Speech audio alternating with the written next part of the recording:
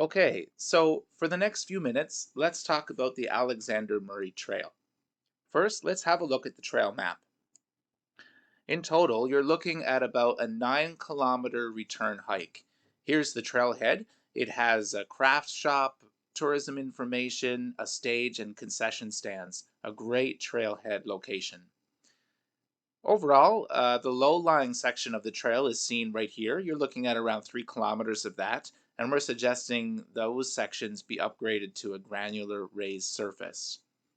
Now you have roughly two major stream crossings, one here and another one here. Most of your trail infrastructure is here on the higher ground as you head towards the lookout sections. We're really excited about this new extension starting here all the way to Caribou Trail. This would give you 25 kilometers of continuous hiking.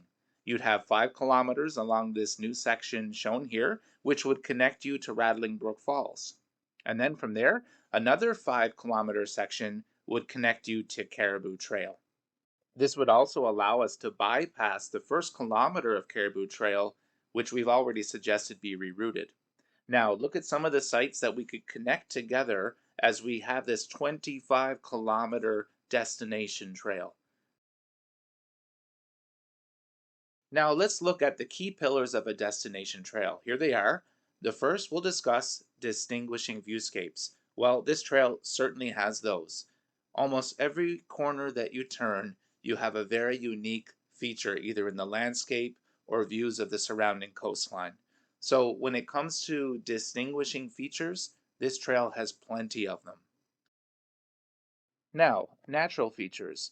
Well, the trail does travel through a boreal forest, so we'll give it a check for good natural features as well. There are chances to see whales, icebergs, and seabirds, although some sections of the trail are a little far from the coast. But if we extend it as we suggested, we'll get more access to the coast, so we'll give it a check for that.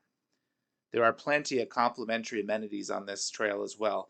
Look at the trailhead. You have concession stands, a stage, and a local shop where you can get tourist information. So, a yes for complimentary amenities. Now, let's talk about online presence. If we check them out on all trails, Alexander Murray Trail does have a very positive rating. And of all the trails we have assessed, it has the most comments. So, we'll give it a yes for online presence. As we've suggested, we'd love to see this trail connect to Rattling Brook Falls. Just wanted to give you a few images here of the landscape around Rattling Brook Falls. I feel confident that we can make a connection here. Here's the headland that heads towards Alexander Murray Trail. Notice all the bedrock in the headland. I think the construction of this trail would be relatively inexpensive considering the solid ground that's already there. Now, here's a view headed towards Caribou Trail. Aside from these wooded sections, once you get to the top of the headland here, again, it looks like a lot of solid bedrock. I think very little infrastructure would be needed to make this connection. So here's a few deficiencies we noted on Alexander Murray Trail. For example, notice the railings here that are shaky and loose, and in fact some missing sections of railing on this bridge. This is quite a hazard, which I'm sure you folks have already recognized and are making steps to repair.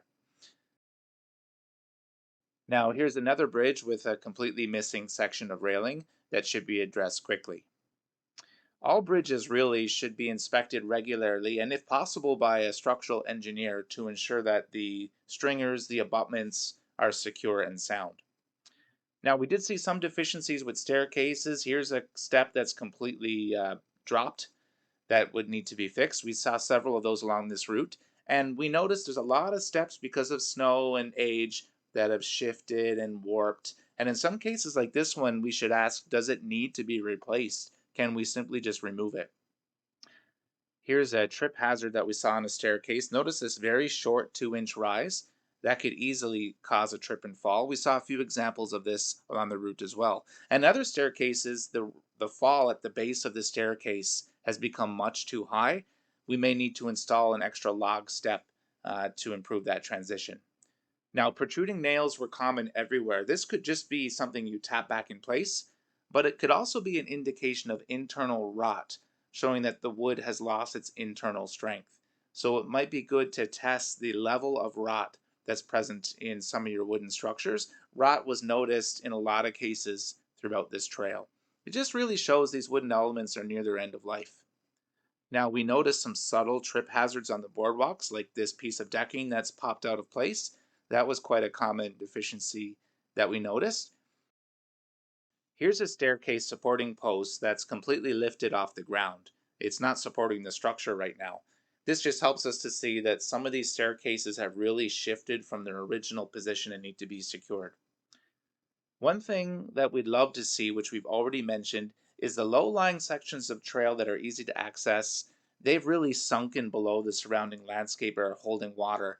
So it'd be nice to add aggregate and stone to lift these sections up. And there are other structures like these wooden staircases. It's a good time to analyze them and decide, do we really need them? Is it worth putting the money into replacing them? Or can we simply remove some of these wooden elements and simplify the trail system a bit?